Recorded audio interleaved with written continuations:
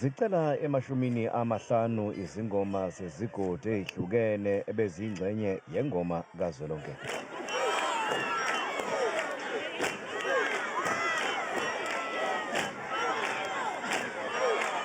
Ingoma iqale ngoshameni wamantombazane enze ezibukwayo.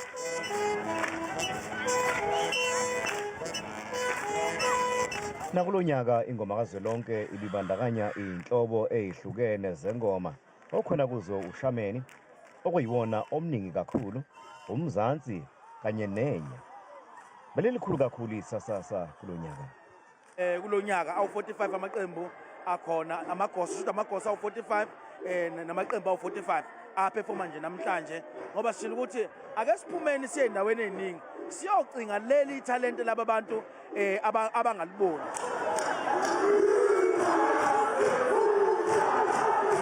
Ingoma kazwelonke igqugquzela ubunye namasiko.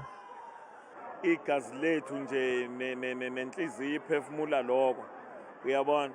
So ngesize sisuke khona ngoba singabantu basemakhaya, konke sikwaziyo into zasemakhaya, into zamabhinqa.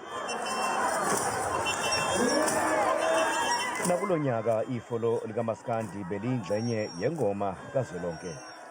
uMaskandi uqhamuke emakhaya, sakhula sigida, sangenwa ubugagu, sacula uMaskandi, kodwa sikhuliswe ingoma. Angeke ucula uMaskandi ubalekelana nengoma. Ngendlela esijabule ngakhona, ngifisa nje ukubonga izinsizwa lezi ebezisishayela ihlombe zisivumela nengoma, inhlonipho nothando ezikhombise kithi.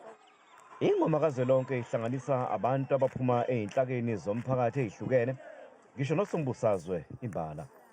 Isintu sethu yilesi sila namhlanje.